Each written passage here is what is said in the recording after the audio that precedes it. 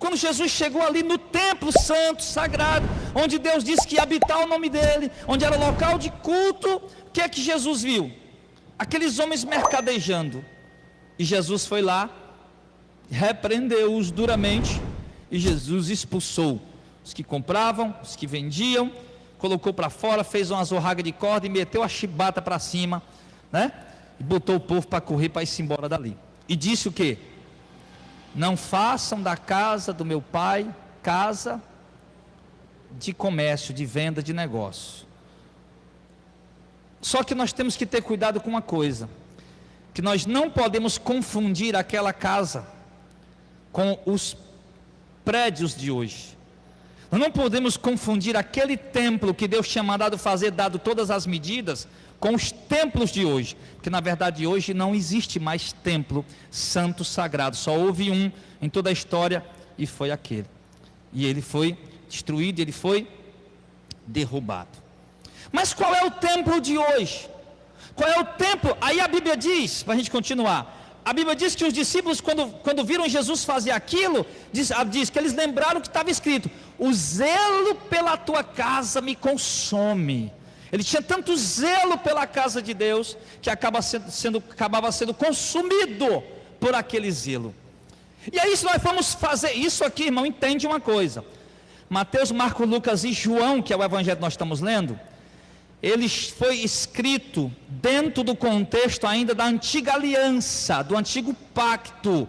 Aqui a nova aliança não estava em vigor ainda. A nova aliança só se inicia com a morte, ressurreição e ascensão de Cristo, é que o novo pacto começa. Quando ele morre na cruz, ali, o velho pacto é consumado e o novo pacto se inicia. Então nós temos que entender que isso aqui foi escrito, todo esse zelo de Jesus ali, por conta de estarmos ali dentro do contexto do antigo pacto. Mas Jesus tinha zelo para a casa de Deus. Nós fizemos um paralelo com essa passagem histórica, dentro desse livro que mostra esse fato histórico da antiga aliança. Fizemos um paralelo com o que está lá em 1 Coríntios capítulo 6. Nós vamos ver agora o apóstolo Paulo dizendo: vocês não sabem que vocês são o templo de Deus? Que o templo de Deus, que é o corpo de vocês, é santo? Sim. Então a gente precisa, irmão, aprender a distinguir essa diferença. Nós não podemos achar que esse lugar aqui é santo porque o templo de Jerusalém era santo. Não tem nada a ver. Aquele templo de Jerusalém, ele era um tipo, uma figura da própria igreja de Cristo, do templo do Espírito Santo onde Deus habita hoje. Quem é? Somos nós. Exatamente, que somos nós.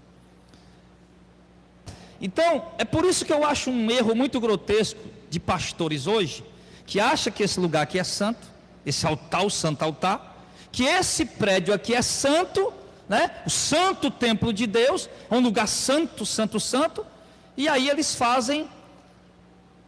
aproveitam para fazer de tudo aqui dentro, esquecendo que eles dizem que é santo, e acabam vendendo, negociando, trazendo os mercadores e tudo mais. Não é uma contradição? É uma contradição, porque na verdade esse local aqui não é santo. Mas se nós o considerássemos santo, eu jamais poderia permitir aqui, né, a irmã Terezinha, por exemplo, vender um centro de salgado para o irmão. Se nós considerássemos esse local santo, o templo de Deus, eu jamais poderia aqui, por exemplo, permitir o pastor Zezinho oferecer uma diária de serviço para algum irmão aqui dentro. Nós estaríamos profanando o templo. Mas como esse local não é santo, é apenas parede, os irmãos fiquem à vontade para falar da sua profissão um para o outro, para até um ir ajudando o outro no negócio que faz. Mas a questão não é essa. O que eu quero focar aqui nessa manhã, querido, é que, embora aquele templo não exista mais, e Deus não permitiu mais ele ser levantado, porque hoje tem um novo templo que somos nós, o zelo dele pelo templo continua. Mas qual templo? O de pedra? Não. O seu corpo, a sua vida. E aqui, querido, é onde nós vamos fazer uma breve reflexão nessa manhã. se o templo, se Jesus teve zelo por aquele templo de pedra, não permitindo coisas que estavam ali, que não deveriam estar, eu te digo que muito maior zelo Ele tem pelo verdadeiro templo onde Ele habita hoje, que é a tua vida, que é o teu corpo, que é você propriamente. Então, se os judeus colocaram coisas ali que pareciam ser boas, afinal de contas, aqueles animais que estavam sendo vendidos era para quê? Para sacrificar para o próprio Deus. As ofertas que eram trocadas pelas casas de câmbio ali eram para ofertar para a causa, né? Para a causa do próprio Deus. Mas eram coisas que estavam aonde não deveriam estar. Então, como nós somos o templo de Deus hoje, então nós temos que entender, irmãos, que há coisas que entram em nosso coração, que entram em nossa mente, que sujam, que maculam o templo do Espírito Santo.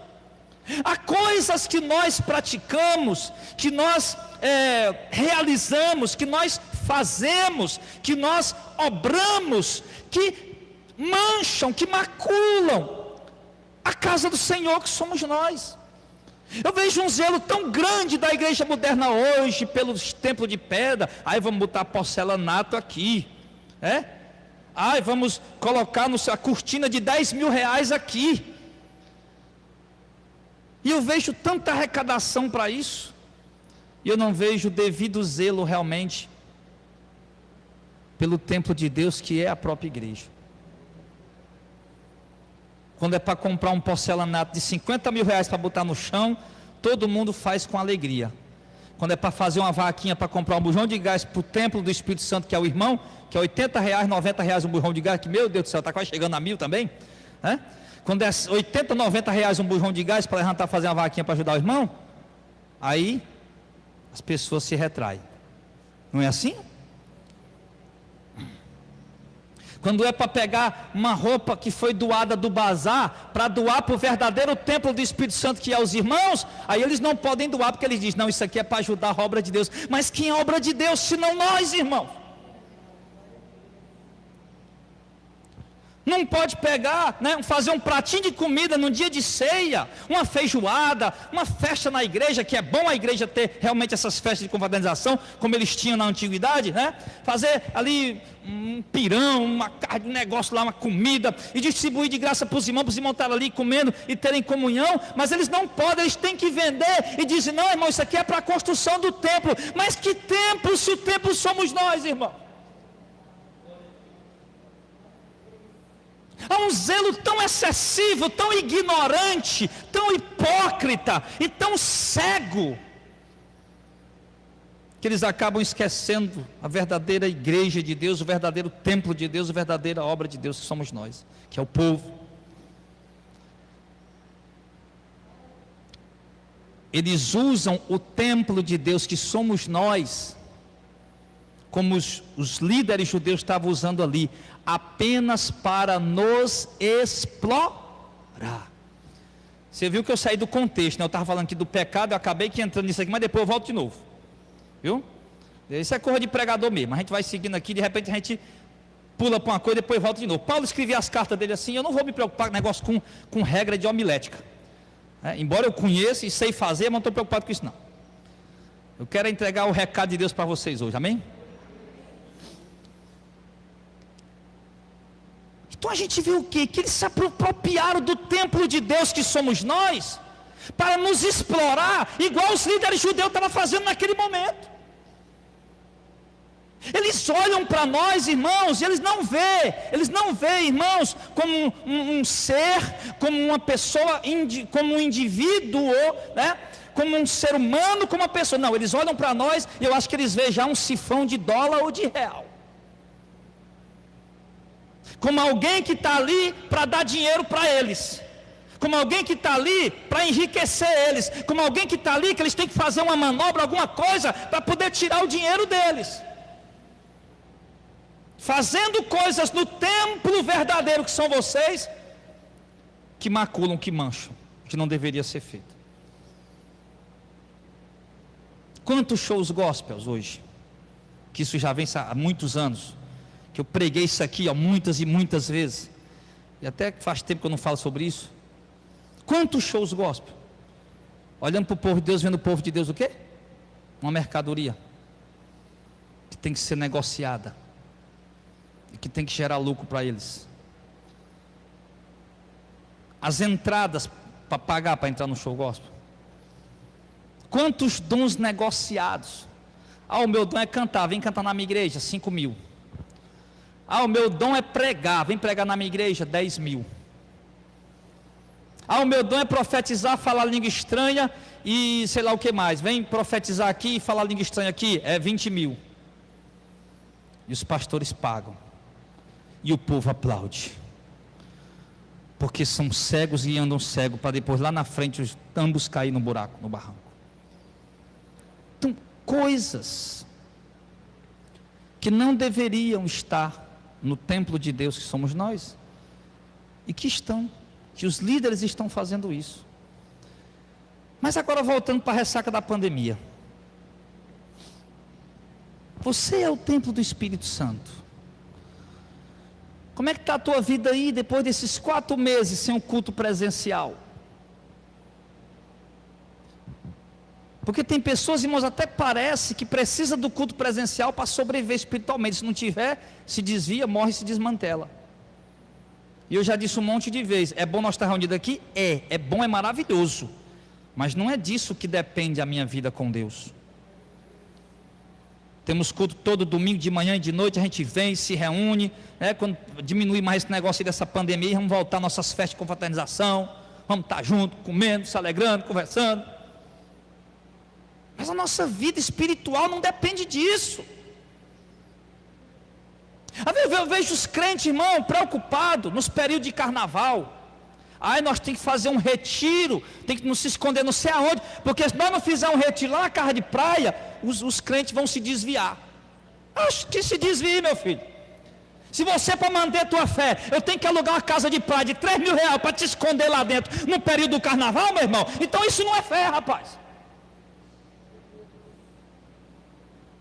Se para manter tua comunhão com Deus, eu tenho que alugar uma casa de praia de 5 mil reais para te esconder lá dentro, enquanto passa esse período dessa festa da carne, então, meu irmão, então você não é convertido ainda. Porque o crente, meu irmão, ele anda na rua, ele anda nos piores lugares do mundo, meu irmão, e ele continua crente. Ele passa o tempo, ele mergulha, ele afunda, ele sobe, ele desce, ele passa momentos difíceis, ele passa momentos de frieza espiritual, momentos de fraqueza espiritual, ele passa momentos às vezes que ele perde vontade de orar, perde vontade de ler a Bíblia, meu irmão, mas ele continua crente. Aí agora passou a pandemia, a ressaca ficou. As sequelas, né? As sequelas da pandemia. Cadê o crente, o irmão que sentava bem ali? Não, pastor, na pandemia ele se desviou, está lá no bordel, lá, não perde um sábado no bordel. Cadê aquela irmã que sentava bem lá atrás? Não, irmão. Embora toda desgraça que veio, porque morreu gente, né, irmão? Morreu gente, é uma doença realmente, quando pega assim mesmo com força, é algo realmente muito terrível. Mas em outros, muito terrível, a gente lamenta muito por isso, né? Lamenta mesmo. Teve pessoas que a gente conhece que chegaram até a morrerem por conta dessa pandemia, mas por outro lado, em outro aspecto, eu já preguei isso aqui várias vezes, essa pandemia ela veio, meu irmão, como vou dizer, como uma peneira, para fazer uma peneira, sabe, tirar o basculho e jogar fora. Sabe o que é basculho, né? É a linguagem do matuto. Peneira, tira o basculho e joga fora. Igual quando está pelando milho lá no interior. Ela fez isso. Então, meu irmão, aí o que acontece? Passou a pandemia, mas você foi um dos que enfraqueceu, um dos que esmoreceu. Faz como Jesus fez. Olha para o templo de Deus que é você. Não é o outro irmão que tem que olhar, não. É você que tem que olhar para o templo de Deus. Jesus está aí habitando contigo, o Espírito Santo, pelo Espírito Santo. Jesus quem fez a limpeza daquele templo. Olha, isso aqui não é para estar aqui, tira daqui esse negócio. Então olha para o templo de Deus que é você mesmo. E veja, meu Deus, realmente, o que a palavra fala nessa manhã é uma verdade para a minha vida. Eu enfraqueci. Eu entrei a ausência dos cultos, eu deixei de ler a Bíblia, deixei de orar, deixei de me fortalecer espiritualmente, estou preso a um pecado que o Senhor sabe, e essa palavra está falando que eu tenho que fazer uma limpeza no templo verdadeiro, não é a faxina aqui nos microfones, coisa não, mas é na minha própria vida, porque ninguém melhor para fazer para entender que aquilo estava errado no templo santo lá em Jerusalém, do que Jesus não tinha. Ninguém melhor para ver que aquilo estava errado do que ele. E ninguém melhor para ver o que está impuro e sujo aí dentro da tua mente, dentro do teu coração, na tua vida, do que você e ele que habita contigo. Mas para fazer a limpeza do templo, irmãos, precisa de esforço. Não é brincadeira. Nós vimos que Jesus precisou pegar um chicote ali, meu irmão, e virar mesa. Jesus virou mesa, chutou o balde, botou para correr, rugou moeda que era para todo canto, meteu o chicote para cima e botou o povo para ir embora. Exigiu esforço, exigiu dedicação, exigiu destemor, ousadia, intrepidez, coragem, o entendimento que estava fazendo o que era certo aos olhos de Deus, embora ia ser criticado por muitos, porque a partir daquele dia os fariseus colocaram no coração dele: vamos matar esse homem. Mas ele, embora sabia que ia ser odiado por aquilo, ele sabia que era o certo, que era o correto, que ele tinha que fazer diante do Pai. A mesma forma nós aqui em dois aspectos, tanto no aspecto individual, que é o que eu estou tratando agora, que nós temos que saber o que é que Deus sabe, nós entendemos o que Deus sabe, o que é o melhor para nós, e nós sabemos o que Deus, nós entendemos pelo Espírito Santo que nos revela e fala conosco através da palavra e através da sua voz nos guiando pelo conhecimento dessa palavra, que nós sabemos o que está em nós que não agrada a Deus, e o que precisa ser removido, o que precisa ser tirado, e nós precisamos nos esforçar para isso, fazer renúncias para isso. Às vezes o irmão pergunta para mim: pastor Jadel, o que é que o senhor acha do jejum? Eu digo: irmão, vou ser sério com você, irmão, não se escandaliza comigo não, tá? Eu já fui um camarada muito de jejum, que eu até adoeci de tanto jejuar, sabe, irmão? Não vejo a menor necessidade do camarada fazer jejum nos dias atuais, mas eu vejo 3 necessidades fortíssimas para o crente fazer ao invés do jejum: primeiro, orar; segundo, ler Bíblia; terceiro, obedecer a Deus.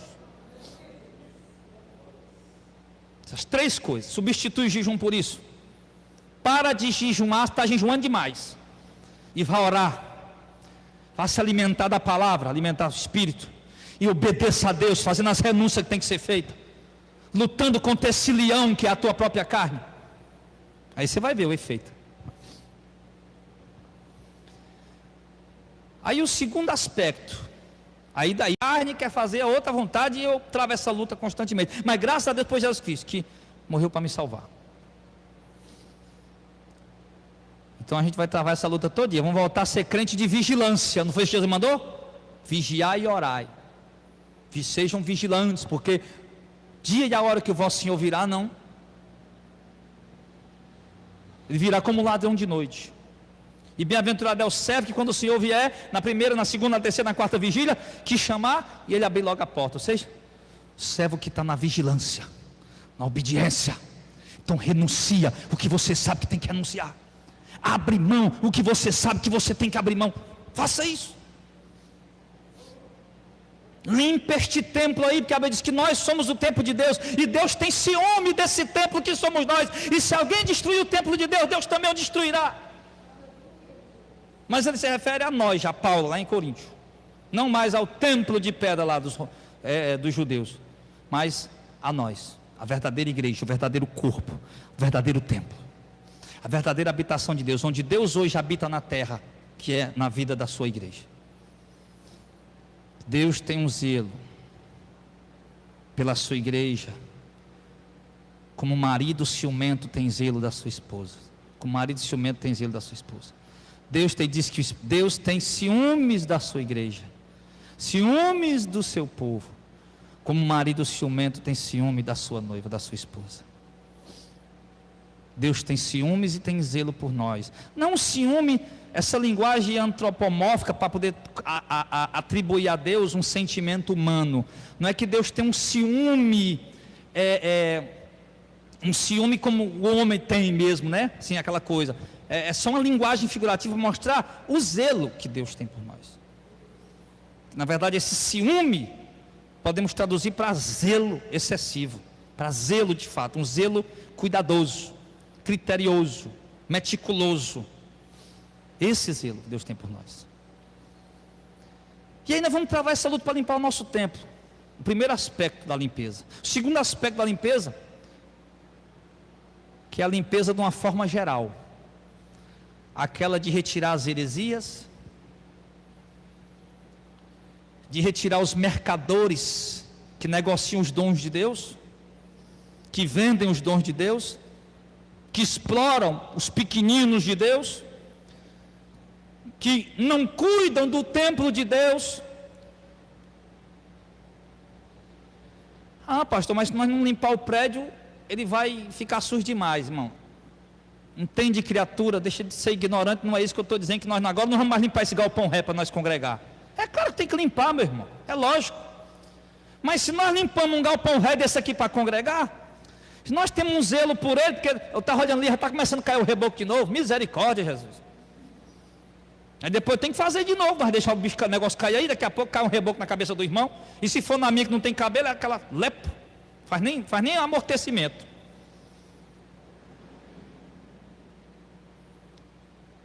Mas quer dizer, se nós temos zelo por um lugar desse aqui, onde a gente congrega, né, que é limpinho, direitinho, organizadinho, para a gente congregar, aí nós não vamos ter zelo pelo povo de Deus, pela igreja de Cristo, pelo templo, que somos nós, que são vocês.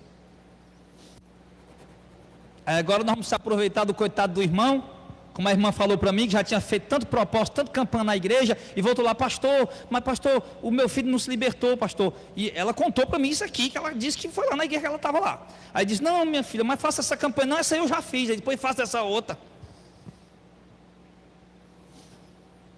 Eles não têm pena, eles não têm misericórdia do tempo de Deus. Quanto mais eles tiram, mais eles querem tomar, ele quer deixar a pessoa na miséria. E é essa segunda limpeza que nós temos que fazer, meu irmão. Nós temos que varrer, meu irmão, temos que varrer do meio da igreja, do meio do verdadeiro templo de Deus, os hereges que estão dominando esse negócio. Eles podem ter o galpão deles alugado, lá fazendo as heresias deles, mas do meio do povo de Deus, meu irmão, no meio da igreja de Cristo, do templo santo, nós vamos botar isso para correr, nós vamos enxotar eles. O que você acha a dificuldade que nós temos de abrir congregação por aí, que o pessoal pede? Uma das principais, não é dinheiro, é gente de confiança para dirigir lá e pregar a verdade. O que você acha que uma peneira tão grande para poder alguém subir aqui para poder estar pregando? Você já viu que a peneira aqui é grande para poder vir aqui pregar para vocês. Por quê? Porque nós nos preocupamos com o que vocês vão ouvir e aprender. Para não acontecer como aconteceu com um pastor agora, colega da faculdade, que disse que chamou um pregador lá para pregar, mas também, pelo amor de Deus, né? Tem pastor que chama a gente para pregar, principalmente em igreja pentecostal, né? Chama para pregar, nem conhece o camarada. Basta dizer, ó, fulano lá é um pregador e pronto, pode vir pregar aqui, não quer nem saber. Quer saber se ele grita, se ele berra, se ele dá coice no púlpito, se ele faz o povo chorar, eles querem saber disso. Aí o pastor, o colega, cedeu a oportunidade para esse rapaz pregar. Aí o camarada veio pregar na igreja, veio pregar dizendo que o diabo não existe. Irmão, o diabo não existe, o Satanás não existe. Isso é uma mentira que foi inventada. Eu digo, então está a mentira espalhada aqui em toda a Bíblia, que a Bíblia fala do diabo várias vezes. Fala como um adjetivo, né, atribuído, assim como Jesus tem um adjetivo, né, que é uma qualidade, o leão da tribo de Judá, a raiz de Davi, a resplandecente estrela da manhã. Então Jesus também não existe, porque isso são adjetivos. Mas a Bíblia mostra o termo Satanás e diabo como um adjetivo, mas atribuído a um ser. Porque quem se apresentou diante de Jó não foi um adjetivo. O Satanás se apresentou diante de Deus no dia de Jó, não foi um adjetivo, foi um ser. A Bíblia mostra um ser. Tantos outros passagens, mas enfim, o irmão veio com essa, meu irmão. E o pastor que estava lá doutrinando a igreja, ensinando o povo, meu irmão, aí quando terminou o culto, rapaz, como é que eu emendo isso? Quer dizer, o pastor passa a vida inteira ensinando o rebanho, doutrinando o rebanho, aí por uma oportunidade que ele dá um pregador, meu irmão, o cara vai e desfaz tudo, e depois para remendar esse negócio.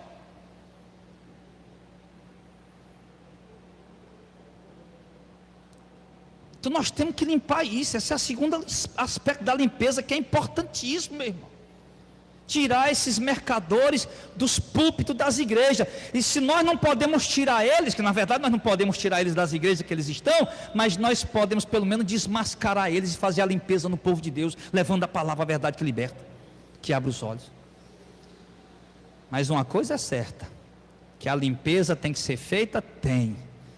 Então nesse segundo aspecto a gente pode começar como? Parando de vender o bazar, mas dando de graça. Vocês já trouxeram coisas para o bazar. Vários de vocês já trouxeram. Quantas vezes eu comprei alguma coisa sua para botar no bazar? Você não trouxe de graça? Então se o bazar você trouxe de graça, ele tem que ser devolvido também como? De graça do mesmo jeito. Quantas vezes vocês trouxeram comida aqui? Que a irmã Terezinha traz aqueles bolos deliciosos que ela faz. Você é dando uma cantada nela, que nós vamos fazer um culto já lá, né?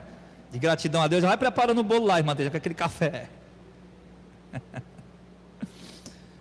O irmão trouxe o bolo, o outro trouxe o café, o outro trouxe a tapioca, o outro trouxe o pão com a mortadela, com presunto, com queijo, com mussarela, o outro trouxe o refrigerante, o outro trouxe o arroz, o outro trouxe a farofa, aquela farofa gostosa que a irmã Antônia faz, o outro trouxe o cremezinho de galinha, a carnezinha assada, cozida, o sei lá o que mais, fricassê, sei lá o que, essas coisas aí, meu irmão, nós botamos ali, aí vocês compraram para trazer, para nós vender de volta para vocês. Gastou 50 reais para fazer um fricassê, aí tu vem para cá, eu vou vender um pedaço de fricassê para ti por 10 reais.